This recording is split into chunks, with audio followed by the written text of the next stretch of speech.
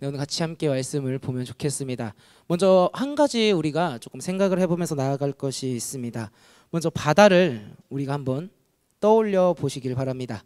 그리고 그 바다를 우리가 언제 가는지를 한번 상상 속에서 저희가 먼저 생각해 보면서 나아갔으면 좋겠어요. 저희는 가끔 바다를 우리들의 생각을 정리할 때 좀 기분이 센치해질 때 가곤 합니다. 넓게 트여져 있는 그 바다를 보면 우리는 낮에 가든 밤에 가든 언제나 그 바다의 광활함을 보면서 마음 한켠에 위로를 얻고 또 어떤 모를 감정에 빠지고는 합니다. 또 이것을 우리가 바다보다도 우리들의 일상으로 가져올 수 있는 것을 한번 생각해 보면 좋겠습니다. 한강을 생각해 봅시다. 우리 한강 많이 가죠. 소풍도 많이 갑니다. 그리고 그 나들이를 어떠한 목적으로 그리고 누구냐 가느냐에 따라서 많이 달라지게 될 겁니다. 어떤 이들은 일상이 마치고 걸어가는 중에 혹은 잠깐 한강에 들려서 자신의 그 삶을 지친 그 일상을 위로받으면서 나아갈 때도 있고요. 또 어떤 사람들은 좋아하는 사람들이랑 같이 날씨가 좋은 그 시간에 한강에 가서 행복을 유지하고 오기도 합니다. 또 어떤 분들은 집이 가까워서 한강뷰라고 하죠. 집이 가까워서 산책을 많이 가기도 하고 그곳이 일상이 된 사람들도 분명히 있을 겁니다. 여러분들 한강 자주 가시죠?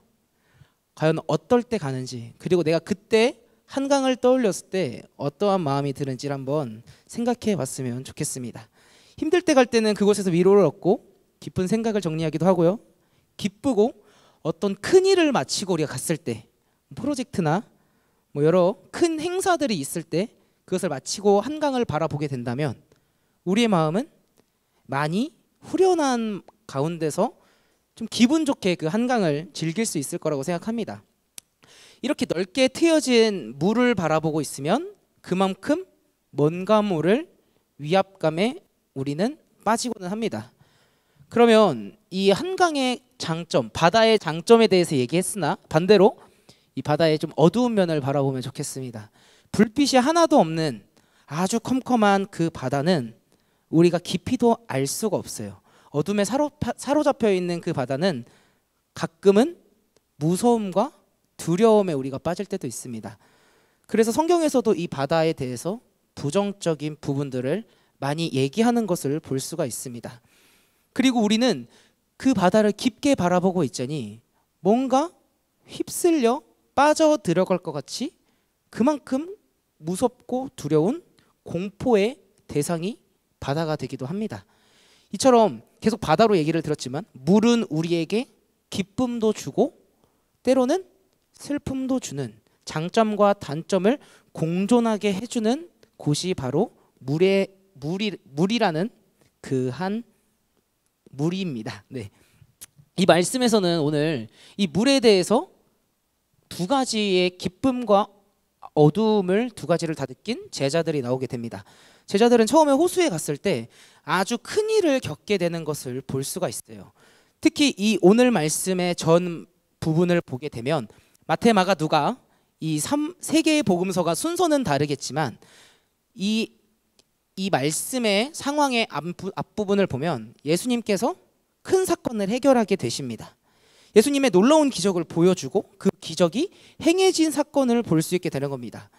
이러한 예수님의 놀라운 기적은 매번 볼 때마다 수많은 백성들이 놀라고 수많은 백성들이 따르게 되는 사건들이 완성되게 됩니다. 네, 마태복음 35절에 이런 말씀이 있습니다. 그날에 저물 때 제자들에게 이르시되 우리가 저편으로 건너가자 하시고 예수님께서 엄청난 큰 사건을 했습니다. 기적을 일으켰어요. 그래서 수많은 무리들이 예수님을 막 따르기 시작합니다. 예수님을 막 따라가는데 예수님께서 제자들에게 말씀하시는 겁니다. 우리가 저편으로 건너가자, 반대편으로 넘어가자 라고 얘기합니다. 이 무리들을 벗어나서 배를 타고 반대편으로 넘어간다는 것은 지금 따라오고 있는 그 군중들을 다 이제 버리겠다라고 얘기하는 겁니다. 날 따라오는 것을 그만 막겠다라고 얘기하는 것과 같습니다. 수많은 무리들을 벗어나서 반대로 넘어가자라고 하시는 이 예수님의 모습은 우리들의 지금 현대 시대로 바라봤을 때는 이제 히어로의 모습으로 바라볼 수 있겠죠. 무언가 악당을 처치하고 나서 딱 망토 휘날리며 수많은 사람들이 우와 하고 있는데 거기를 이제 떠나는 모습, 우리는 그렇게 바라볼 수 있을 겁니다. 예수님께서도 제자들도 예수님께서 떠나자고 하시니까 알겠습니다 하고 큰 불만 없이 예수님을 따르게 됩니다. 그리고 상상해 봅시다.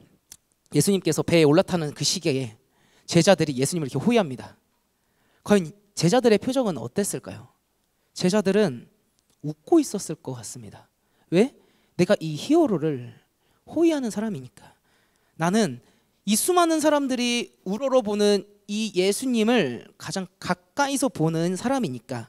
그렇기 때문에 마치 내가 히어로가 된 것 같고 막 히어로의 가장 큰 오른팔이 된 것 같고 그렇게 기고만장한 표정을 지으면서 아마 배에 올라타지 않았을까요? 저라면, 제가 그 제자들이었다면 저는 분명히 그랬을 것 같아요. 예수님께서 저쪽으로 가자, 그것도 나한테 얘기하셨는데 내가 예수님을 지켜가며 배에 같이 올라타는 그 모습 속에서 내가 마냥 히어로가 된 것처럼 그렇게 살아가고 그렇게 배로 올라갔을 거라 생각합니다. 그러고 나서는 제자들에게 아주 큰 변화가 일어나게 됩니다. 그것은 행동으로도 우리가 나타나는데 같이 한번 읽어보려고 합니다. 36절 말씀입니다. 같이 한번 읽어보겠습니다. 그들이 무리를 떠나 예수를 배에 계신 그대로 모시고 가매 다른 배들도 함께 가더니. 여기서 예수님을 그대로 모시고 간다라고 얘기합니다. 여기서 말하는 이 그대로라는 단어는 헬라어로 호스라고 합니다. 그래서 오늘 말씀에서도 제목에서도 호스, 가만히 그대로라고 둔 이유도 가만히 아무것도 안 한다라는 뜻으로 우리가 바라보고 갑니다.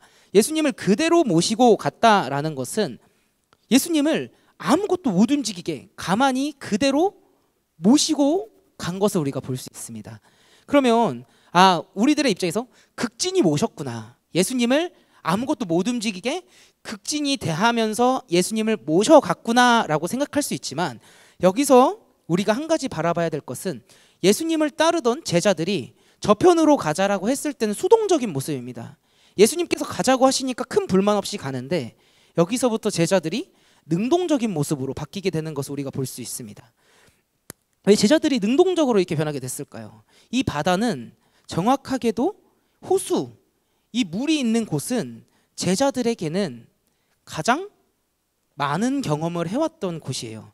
왜냐하면 예수님을 따르던 이 12제자 중에 4명, 5명이나 어부라는 직업을 가지고 있었고, 이제 요한복음에서는 예수님이 이제 십자가에서 죽으신 후에 5명 플러스 2명의 제자가 7명이 총 바다로 나가게 됩니다. 그것은 이들에게 이 바다라는 곳, 이 물이 있는 이곳은 자신들에게는 전문 분야였던 거예요. 그렇기 때문에 이들은 결국 이 전문 분야인 이곳에서는 내가 능동적으로 변할 수 있다라는 것을 우리에게 보여주게 되는 겁니다. 또한 이 출항하는 모습 속에서 얼마나 멋있을까요? 예수님을 모시고 가서 멋지게 자신의 그 프로의식을 보여주며 전문적인 배를 출항하는 모습들을 보여주면 그 수많은 인파들에게 얼마나 멋있어 보일까요? 그렇게 예수님을 항상 따라가던 수동적인 제자들의 모습은 배에 올라타고 나서는 능동적으로 변하는 모습을 볼 수가 있습니다. 헬라어에서 쓰인 이 호스, 이 단어를 살펴보면은 제자들이 자신의 능력을, 자신의 이 전문직을 보여주려고 했던 것으로 보입니다. 네. 그렇게 예수님께서 무언가를 하려고 하면 얘기했을 겁니다. 가만히 계세요. 예수님 저기 그냥 계세요. 여기는 저희가 더 잘합니다. 그냥 가만히 있으세요. 저희 어부 출신이에요. 얼마나 전문적입니까? 저 뭐뭐 출신입니다. 저 이거 출신이에요. 제가 알아서 할게요. 예수님께서는 무언가를 이 제자들을 위해서 해주고 싶었는데 제자들은 가만히 있으라고 하는 겁니다. 예수님 호스, 가만히 있으세요. 멈추세요. 그냥 그대로 있으세요. 이것은 예수님의 일하심을 원하지 않는 제자들의 모습은 결국 자기들의 힘만을 의지하게 되는 것을 보여주는 겁니다. 배를 운행하는 경력이 많았으니까 어부로서 수많은 경험들을 계속 해왔고, 적어도 예수님보다는 내가 이 배를 잘 몰 것이라고 생각했기 때문에 그렇게 능동적으로 예수님을 구석으로 점점 구석으로 밀어 넣는 것을 볼 수가 있습니다. 그렇게 배를 출항하며 예수님께서는 점점 밀려 구석으로 가고 나서 큰 광풍이 일어나서 배가 부딪히고 점점 큰 사고에 휘말리게 됩니다. 큰 광풍이 불어나면서 바다에서 수많은 경험을 가지고 있던 제자들도 그 광풍에는 대처를 할 수가 없었던 거예요. 아무리 내가 경험이 많고 아무리 내가 능력이 좋아도, 이 배를 모는 능력이 너무나도 좋아도 이 자연의 위대함 앞에서는 아무것도 할 수가 없었던 겁니다. 이 상황을 통해서 제자들은 이 바다에, 이 물에 대한 두려움과 공포를 느끼고 있습니다. 출항할 때까지는 예수님을 이제 내가 모시고 가는 거에서, 그리고 예수님이 큰 기적을 행한 그 상황에서 정말로 후련함을 느끼면서, 크루즈처럼, 크루즈는 아니었겠지만 그냥 이 바다를 보면서 오늘 우리 어땠다, 예수님 어땠다, 좀 죄송합니다, 이 청소년들이 있다 보니까 쩔었다, 이번에 우리 대박이었다, 해결했다, 이러면서 조금 후련하면서도 자신들끼리 그 분풀이를 하고 있지 않았을까 싶은데, 이 광풍을 만나면서 그들의 감정은 180도로 확 변하는 모습을 볼 수 있게 됩니다. 가장 큰 절망은 가장 기쁠 때 확 바뀌는 그 절망이 가장 큰 절망이지 않을까 생각합니다. 그리고 내가 이거 너무 잘한다고 생각했는데, 이 배를 내가 이 배 잘 고치고 막 닷도 이렇게 올리고 막 이렇게 운전도 하고 이럴 줄 알았는데, 이 광풍 앞에서는 내가 아무리 능동적이고 능력이 있어도 할 수가 없다는 그것 때문에 결국 그들은 두려움에 빠지고 어딘가에 있을 예수님을 찾아 나서게 되는 것을 볼 수 있습니다. 우리 38절 함께 같이 보도록 하겠습니다. 예수께서는 고물에서 베개를 베고 주무시더니 제자들이 깨우며 이르되 선생님이여 우리가 죽게 된 것을 돌보지 아니하시나이까 하니, 예수님께서는 주무셨다라고 표현을 하고 있습니다. 제자들이 아무것도 하지 마세요, 호스 가만히 그대로 계세요 라면서 예수님을 계속 밀어낸 겁니다. 그리고 예수님이 저기 배끝, 고을이라고 하죠, 고물 배끝에서 주무시고 계셨던 것을 볼 수가 있습니다. 예수님께서 배끝으로 간 것도 너무나도 중요한 내용이지만 우리가 한 가지 볼 수 있는 부분이 예수님께서 주무셨다라는 표현입니다. 우리가 이 사복음서, 예수님의 공생의 기간을 얘기하는, 기록한 그 사복음서를 바라보면요, 예수님께서 주무셨다라는 내용은 안 나와요. 오직 이 상황의 말씀의 본문에서만이 유일하게 예수님이 주무셨다라고 얘기합니다. 예수님께서는 신입니다. 그러나 인간입니다. 인간의 몸으로 오셨기 때문에 피곤함도 느끼셨어요. 피곤함을 느꼈다라는 표현은 있지만 주무셨다라고 이렇게 대놓고 기록된 것은 하나도 없습니다. 그런데 오늘 이렇게 잠으로 기록되었다는 것은 우리에게 한 가지를 생각해보고 고민해봐라라고 하는 부분이 있어서 우리에게 얘기하는 겁니다. 예수님의 자리를 우리가 뺐으면 예수님의 인도하심을 받을 수가 없는 거예요. 우리가 예수님의 자리를 우리 마음속에서 뺏어버리면 예수님께서 우리 마음속에서 일할 수 없기 때문에 저 어디 구석 한켠에 우리가 다시 깨우지 않으면 일어나지 않는다는 거예요. 이것은 우리들에게 너가 너의 마음속의 주인은 누구인지에 대해서 깊이 생각해 보라는 것을 얘기합니다. 그렇게 감사하게도 제자들은 예수님을 깨웁니다. 그리고 예수님께 뭐라 합니다. 우리가 죽을 것 같은데 왜 주무시고 계십니까? 우리를 돌보지 아니하십니까? 라고 얘기합니다. 그렇게 애절하게 매달리는 그 상황 속에서 제자들은 광풍을 물리쳐 달라고 예수님께 애걸복걸하는 것을 볼 수가 있습니다. 그렇게 자신들이 능동적으로 이끌었던 이 배는 다시 예수님께로 전달해 드리며 다시 예수님을 믿는 수동적인 제자들의 모습으로 나아가게 되는 것을 볼 수가 있습니다. 그리고 예수님께서는 그대로 광풍에게 얘기하시는데 39절 말씀 같이 보겠습니다. 예수께서 깨어 바람을 꾸짖으시며 바다더러 이르시되 잠잠하라 고요하라 하시니 바람이 그치고 아주 잔잔하여지더라. 잠잠하라 고요하라 이렇게 말씀하신 예수님께서는 제자들을 죽음으로 몰아갔던 그런 큰 광풍을 바로 이 말씀으로 그쳐버리는 것을 볼 수가 있습니다. 이것이 하나님의 능력인 거고 말씀의 능력인 겁니다. 우리를 죽음까지 몰아갔던 어떠한 상황이 있어도 우리가 아무리 발버둥쳐도 이끌어지지 않고 해결되지 않는 어떠한 상황이 있어도 그 상황을 해결할 수 있는 것은 하나님의 말씀이고 하나님의 능력인 겁니다. 그리고 그 능력이 우리가 말씀을 읽어 나가야 되는 근거 중에 하나가 될 것입니다.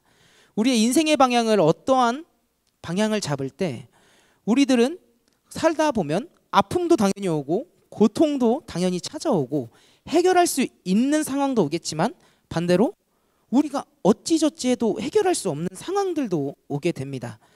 그러한 상황들을 우리가 헤쳐나갈 때 우리에게 직접적으로 부딪힐 때 우리가 할 수 있는 한 가지는 하나님의 말씀을 붙잡는 것, 그 성경, 말씀으로 오신 예수님을 붙잡는 것 뿐입니다. 그리고 그 말씀 속에서 우리가 우리의 인생의 방향의 키를 잡아서 갈 수 있는 그런 역할들을 해주는 그 성경을 바라보면서 나아가야 하는 것을 볼 수가 있습니다. 40절에서 이렇게 얘기합니다. 이에 제자들에게 이르시되 어찌하여 이렇게 무서워하느냐 너희가 어찌 믿음이 없느냐 하시니, 이 광풍을 말씀 한마디로 끝낸 예수님께서는 이제 제자들을 향해서 꾸짖으시는 것을 볼 수 있습니다. 너희가 어떻게 이렇게 믿음이 없느냐, 이 말씀은 예수님께서 혼내는 거, 너 왜 이랬어? 너 왜 이랬어? 물론 이러한 느낌도 있죠. 근데 조금 더 안타까움이 큰 말씀인 겁니다. 너희가 나랑 그렇게 지내온 시간이 얼만데 아직도 믿음이 없니? 아직도 나를 믿지 못하니? 라는 그런 안타까움을 보여주고 있는 겁니다. 이 믿음이 없느냐라는 그 말은 왜 아직도 나를 못 믿니? 라고 표현하는 것으로 볼 수가 있습니다. 이렇게 매일매일을 보낼 때 하나님, 예수님께서는 왜 아직도 너희는 나를 그렇게 믿지 못하는 거야? 라면서 안타까워하는 것을 보여주는 것입니다. 이 말씀은 우리에게도 한번 적용해 보면 너무 좋을 것 같아요. 예수님께서 우리에게 너는 아직도 그렇게 믿음이 없느냐? 라고 이야기를 했을 때 우리의 인생을 가져올 수 있는 질문 중에 한 가지가 될 겁니다. 그리고 우리는 생각해 보고 우리의 인생을 살아가면서 항상 고민해 봐야 될 질문 중에 한 가지인 것 같습니다. 내가 정말 하나님을 신뢰하고 있는가? 그 신뢰라는 게 무엇인지를 같이 보면 좋겠습니다. 예수님이 언급하시는 이 신뢰는 결국 예수님을 믿는 믿음이 될 겁니다. 그리고 한 신뢰라는 단어를 조금 쉽게 설명한 아주 유명한 작가가 있어서 한번 얘기를 드려보려고 합니다. 영국 BBC 라디오에서 전쟁 회고록에 대한 이야기가 나온 것이 있습니다.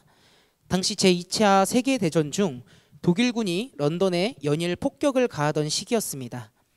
한 기자가 대피소를 돌아다니다가 연속된 폭격음 속에서도 어머니의 품에 안긴 채 깊이 잠이 든 한 아이를 보았습니다. 기자는 물었습니다. 이 위험한 상황에서도 저 아이는 어찌 저리도 평안히 자나요? 그러자 어머니가 조용히 대답했습니다. 이 아이는 전쟁이 무섭다는 걸 압니다. 하지만 어머니인 내가 곁에 있다는 걸 더 잘 알고 있습니다. 이 예화는 이제 저희들이 잘 아는 변증학의 대가라고 얘기하는 C.S. 루이스가 신뢰에 대한 한 예화로 든 이야기라고 합니다. 이처럼 신뢰라는 것은 어떠한 무서움이 우리를 앞을 막아도 그거보다 더 강한 하나님이 나와 함께한다는 것을 믿고 하나님을 의지할 수 있는 것, 그것을 우리는 신뢰라고 얘기할 수 있는 겁니다. 신뢰한다는 것은 또 우리들이 잘 받아들일 수 있는 건 내가 누군가를 신뢰한다면 어떠한 행동이든 어떠한 방식이든 그냥 믿고 나아갈 수 있다는 겁니다.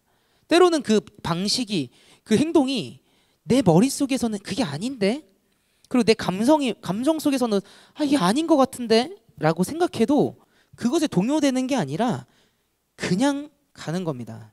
그것이 내가 몇 년을 해온 일이어도, 그것이 내가 이 분야 속에서 내가 정말 숙련된 경험자여도, 때로는 지금 내 삶 속에서 만족하고 있는 상황 속에서도 그것을 따르는 것이 바로 신뢰한다라고 얘기할 수 있는 것을 얘기합니다. 제자들은 오늘 말씀에서 제자들은 예수님과 일거수일투족을 같이 보냅니다. 24시간을 함께 쭉 보내는 것을 우리가 볼 수 있습니다. 예수님과 함께하던 제자들은 일은 잘 풀리고 막힘없이 하루하루를 살아가는 모습을 보내고 있었어요. 예수님과 함께 다니면 수많은 기적들이 일어나고 예수님과 함께 다니면 밥 굶을 일도 없었던 거예요. 예수님과 함께 다니면 인정받고 사람들이 추켜 세워주는 그러한 인생을 살아오고 있던 게 제자들이었습니다. 그러다 보니까 예수님을 따라가는 길이 어쩌면 그들의 인생에선 너무나도 당연한 일이 되어버렸던 거예요.